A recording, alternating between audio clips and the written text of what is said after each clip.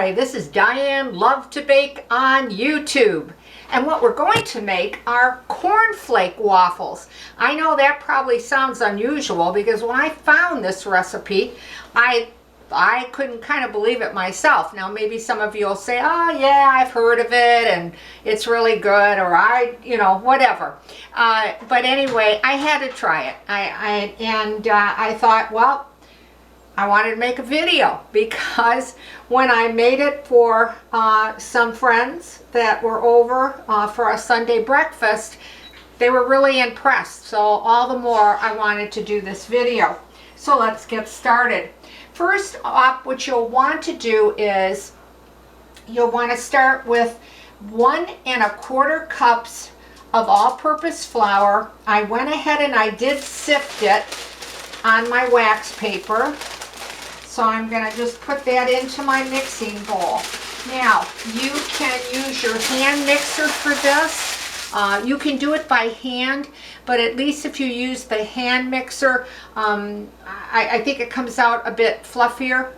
You can add more air to it, so it'll be up to you. But I'm using my stand-up, as I always tend to do because of the videos, because I believe it's a lot faster for me. So, you put the 1 1/4 cups of your all-purpose flour in. You're also going to put a 1/2 teaspoon of salt, and you're going to put 1 tablespoon of baking powder.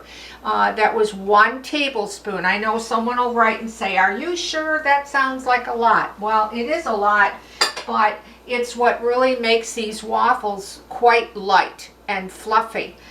So that was 1 tablespoon of baking powder. And then I'm just going to turn on my my mixer just to stir. Okay. And I'm going to step away just for a second. So I've got to plug something in.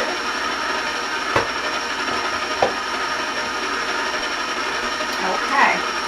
Now, once you stirred that, you are going to need 3/4 cup of corn flakes, but they do need to be crumbs or crushed.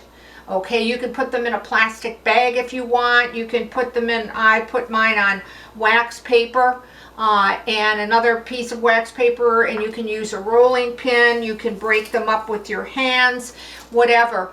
But what I would suggest to do is, remember, you want the 3/4 to be measured once you have the crumbs done, not just 3/4 of a cup right out of the package of the cornflakes. So you do want to crush the cornflakes and measure out 3/4 cup of the crumbs, okay? And then just put the crumbs in there and give it a stir. And if you haven't broken up some just perfect, when you do beat it, that breaks it up a little bit. And to be very honest with you, I think it actually gives a little bit more texture to the waffle. If somebody happens to bite into a little bit of the cornflake that maybe wasn't, really crushed well enough, but that's just my opinion. Okay, the next thing that you're going to need is milk, and you're going to need 1 1/4 cups of milk, and I've had it at room temperature, and you're going to separate 2 eggs. And I have 2 yolks in here. So I'm going to add the 2 yolks to the milk. And then I'm just going to whisk it a little bit. And I think this also, now you could beat this separately if you wanted to. I just think that getting some air into this and by beating it, I think it's very helpful. But if you don't want to do it as much as I have, I've done that and they've come out terrific. So just beat that, and you can see it's gotten quite foamy for me. Okay. All right. So I'm going to slowly put this in and just till it blends.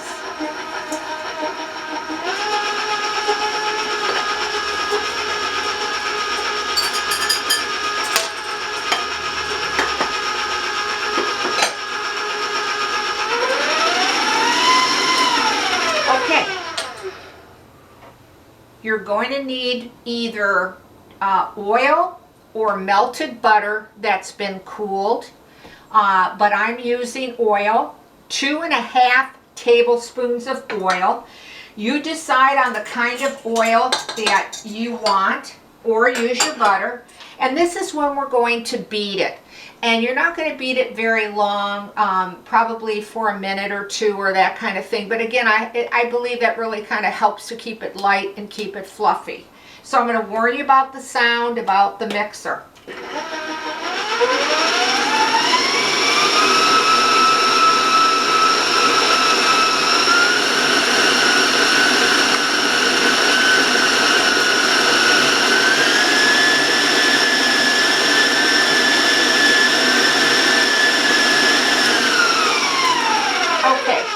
Now you really don't have to beat it it's that high. Just beat it at medium speed for maybe 1 or 2 minutes. But again, I wanted to move it along. Also, that's just a reminder again, if some of the corn flakes weren't broken up well enough, if you raise your speed a little bit, that's going to take care of it too. Now, we know that we put in the 2 eggs, okay, with the milk. And this is the only part of it that takes a little bit of time, but well worth it. Take this mixture, okay, and then just let it sit out for 1 hour. Don't do anything to it. You don't have to put it in the fridge. You just leave it on your countertop, but leave it out for about an hour, you know, and it's worth waiting for, really. Now, when your hour is up, take the others, excuse me, Alexa, stop. I had a timer on that I forgot about. Take your 2 egg whites and beat them, okay? And as you can see, I did that in this bowl with my whisk, because I always think that is faster that way. But however that you want to beat them, or beat them by hand, but you do want them, you know, well beaten, okay? So then after that, like I said, just before your hour's up, go ahead and get your 2 egg whites that were separated from the recipe and beat them so that you can see how nice and fluffy they are, okay? But don't beat them too far ahead, because again, they lose their air too. So then by that hour comes up, and we're going to pretend that our hour is up. So I'm going to take my paddle. All right. That hour is up. Then I'm going to take the egg whites and I'm going to put them in this bowl. And I'm going to grab my spatula here. Okay. I just want to get them all out. And we'll set that aside. And then just with my whisk, I'm just going to fold it in. Now, if you don't want to use the whisk, go ahead and use your spoon or your spatula. The only reason I'm using the whisk is that I did have some egg white stuck on that. But now I'll just go to my spatula and just fold it in. You want to try to keep the air in as if you can. Do check the bottom of your bowl, because the crumbs tend to stick there. So, okay. Now once you do that, just fold it in. You don't want to overbeat it. You don't want to deflate them, you know. Okay, so let me set that aside. Now, I have some that has been made up ahead of time. because like I said, I didn't wait the full hour on this, but I wanted to show you how to put it together. But this is all ready and it's been setting up. And you will find that once it's set up, especially before you put your egg whites in, you can tell it starts to rise a little bit on the mix. Okay, let me grab my waffle iron. Just got to plug it in over here, and whatever waffle iron that you have, I went ahead and sprayed mine, and I have it nice and hot for the video. And then we're going to just put some in, and I hope that you're able to see that. The cord is very short on my waffle maker here. Okay, and be kind of generous. Make sure that it's all to the edges, that kind of thing. If you make it too big, don't worry. I've done that too, and it comes out still very, very good. Okay. Now, while we're waiting for this to come up, and I put a little bit too much, but it's going to be a nice thick one, and I've done them thick and thin and all that. But anyway, we're going to wait for that to come up. Meanwhile, I'm going to show you what one looks like. Now, this has cooled down, and as you know, all waffles, when they cool down, become more of a softer nature than really nice and crisp and hard when you take them out of them. Now, on this, I have the smaller waffle iron. And I'm just got to think here for a second. I believe I get 4 out of this recipe. Now, if you're using a larger waffle iron than that, you're going to need, we can make a second batch, or depending on how many waffles you need, whoever, the amount of people that you're making them for, okay? I want to, while we're waiting, because I really like for you to see, if time permits, when they come out, because they're exceptional when they come out and they're nice and hot and crisp. I will not have the recipe below the video any longer. I'm sorry, but I mentioned this during all my videos because people say, well, how come? Why not?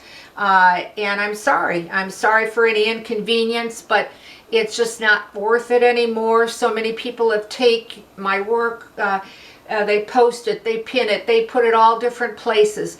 And I always say during my video, if you try the recipe, leave a comment, because I like to hear from you. And I do. And it's pretty frustrating when I see my work somewhere else, someone's asked a question or they have a comment and I can't respond. It's very frustrating, and I'm certainly not alone on this. There's so many other YouTubers that they go through the same thing. So I wanted to tell you that I hope I went through the ingredients for you so that you could get it of what I put in it and how I did it. And let's check. Oh, good. Timing is perfect. And just grab my fork here because it's going to be hot.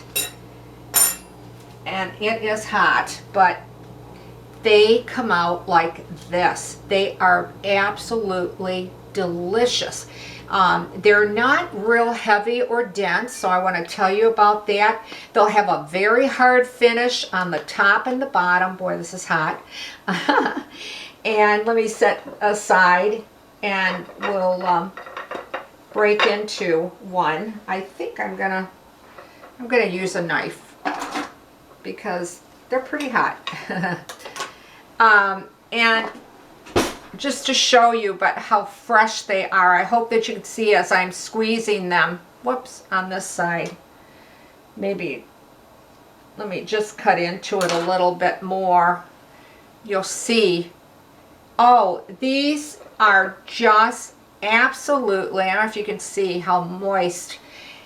They're hard and crispy on both sides, and then inside they're light, they're fluffy, they just melt in your mouth. They are great with honey over them, or preserves, or your regular maple syrup, or any type of syrup that you have, or blueberry syrups, that kind of thing. These waffles are delicious. As I said, the hardest thing is waiting that hour, you know, and then to put your beaten egg whites in it. Other than that time frame, well, I just think you'd really like this recipe if you give it a try, okay? So I want to thank you for watching Diane Lovetobake on YouTube. If you're so inclined and you'd like to subscribe, boy, I'd really appreciate that. Or ring the bell, or give the video a like. I can't thank you enough. As always, thank you again for watching. Stay safe and stay well. I'll see you soon.